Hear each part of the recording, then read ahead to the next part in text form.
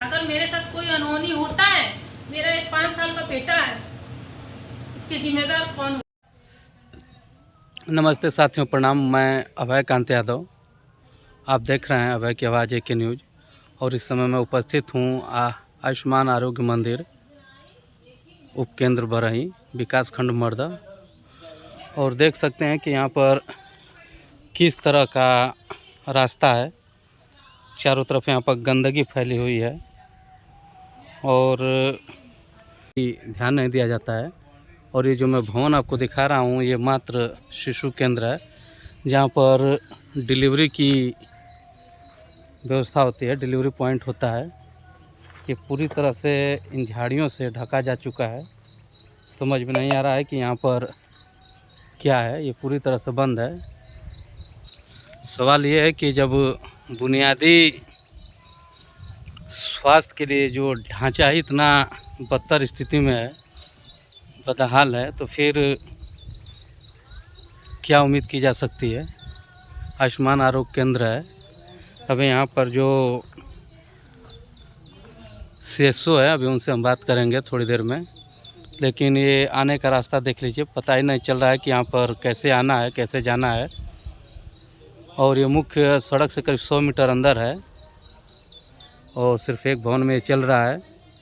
और यहाँ पर लोग बता रहे हैं कि अक्सर सांप आते रहते हैं, लोग आसपास यहाँ गंदगी फैलाते रहते हैं, जो कि काफ़ी गलत बात है। अभी थोड़ी देर में हम सीएसओ मैम से बात करेंगे, तो इसके लिए बने रहिएगा साथियों। ये जो मात्र शिशु पॉइंट है, इस समय सियार और जानवरों का अड्डा बना हुआ है और ये बेहद ही असुरक्षित है। यहाँ पर कभी कोई मरीज आए, उनके बच्चों को सियार उठा ले, कुत्ता काट ले। नमस्ते, मेरा नाम है कुमारी सरिता और मैं बरही में आयुष्मान आरोग्य मंदिर पे सीएचओ के पोस्ट पे हूँ। अच्छा, क्या समस्या है आपकी? भैया देखिए, समस्या तो यहाँ का बहुत ज़्यादा है। क्या ही मैं क्या बताऊँ, क्योंकि अरे यहाँ पर तो मैं देख रहा हूँ कि यहाँ रास्ता भी नहीं दिखाई दे रहा वही है। मेन समस्या, और सबसे बड़ी प्रॉब्लम वही है भैया, रास्ता कि रास्ता नहीं है। आए दिन रास्ते में जो झाड़ जंगल के ऊपर जो भी मैं आती हूँ, वहाँ पे भी रास्ता बंद कर दिया जाता है। पेड़ का डाल रख देते हैं, किसी कोई ना कोई चीज़ रख देते हैं, ट्रैक्टर खाड़ी कर देते हैं। आखिर ऐसा क्यों किया जाता है? अब ऐसा पता चला है कि वो ज़मीन आगे का जो है वो किसी और का है, तो भाई जिसका ज़मीन है वो अपने हिसाब से वो अपना ज़मीन का इस्तेमाल करते हैं। माने ये जो आयुष्मान केंद्र जो बना है, जी, माने ये जब बना तो उसमें रास्ता नहीं था। अब उस समय तो हम नहीं थे। अब 1 साल हुआ है मुझे यहाँ आए, जब से मैं आई हूँ यहाँ की स्थिति यही है।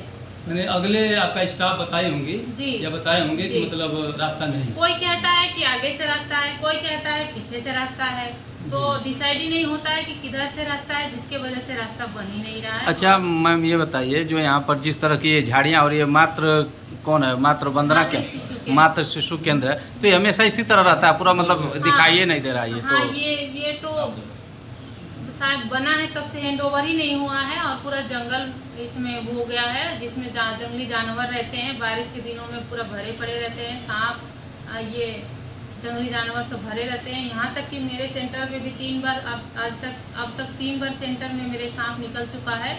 और एक बार मैंने बाहर स्कूटी खड़ी करी थी, तो मेरे स्कूटी में भी घुसने की कोशिश कर रहा था सांप, लेकिन ऊपर वाले का शुक्रिया अदा करती हूँ कि मैं उसी टाइम बाहर निकली और मैं देख ली। अच्छा मैडम, तो बरसात में तो आपको बहुत दिक्कत होती रही होगी। बरसात में भैया अब क्या बताएं, अब जब जिस दिन अच्छे से बारिश होगी उस दिन आके देखिएगा कि पूरा घुटना भर पानी लग जाता है। अभी अक्टूबर में आइएगा, देखिएगा यहाँ आने लायक नहीं रहता है, भर जाता है पूरा। उस स्थिति में आप लोग बताइए हम कैसे ड्यूटी करें। मेरे बरसात में पूरा पानी से भरा रहता है, पूरा भर जाता है, घुटने पर पानी, या मतलब इस सेंटर में आने लायक नहीं रहता है। जब आप लायक नहीं रहेगा तो फिर मरीज कैसे आएंगे? जब मैं ही नहीं आ पाती हूँ तो मरीज कैसे आएगा? जी, अब जी, आएंगे किसी इतने जंगल में, अंदर क्या है क्या नहीं है किसको पता है। पूरा जो है जंगल लगने से कीड़ा बिच्छू का हमेशा जो है भय बना रहता है। भय बना रहता है, गर्मी के दिन में भी रहता है, अभी तो बरसात का दिन है। तो क्या आप कहना चाहेंगे जो है प्रशासन से? आप मैं यही कहना चाहूँगी कि सर जो भी मेरे अधिकारी हैं सर, आप लोग प्लीज़ इस बात को संज्ञान में लीजिए और जो जिधर से भी रास्ता है उसको क्लियर कराइए और मेरे सेंटर का वॉल बाउंड्री करिए। और जिसके वजह से यहाँ पे चोरियाँ भी हो चुकी है। मेरा जो नल है उसका वायर काट के ले गए हैं, उसका लोहे भी तोड़ के लेके गए, मेरी विंडो की शीशे भी तोड़ के लेके चले गए हैं। इस वजह से चोरी की भी यहाँ, क्योंकि ये किसी के सामने ही नहीं है, इतना अंदर जंगल में है, कौन दिन में भी कोई चोरी करेगा तो भी नहीं पता चलेगा। यहाँ तो हम लोग खुद आए हैं तो पता चला है कि नहीं इधर है, लेकिन हम लोग चले गए दूसरे तरफ। मैं जब समझ में पहली नहीं आ बार- रहा है कि नहीं इधर जो है मतलब आयुष्मान केंद्र है।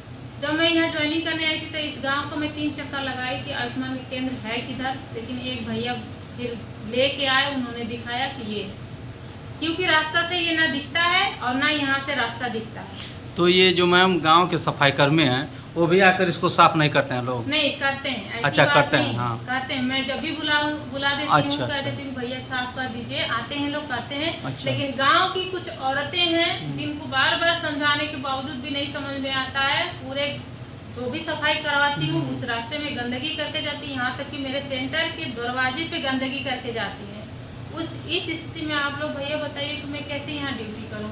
और यहाँ मैं अकेले रहती हूँ, कोई दिखता नहीं, दूर दूर तक कोई नहीं दिखता इस जंगल में। अगर मेरे साथ कोई अनहोनी होता है, मेरा एक 5 साल का बेटा है, इसके जिम्मेदार कौन होगा?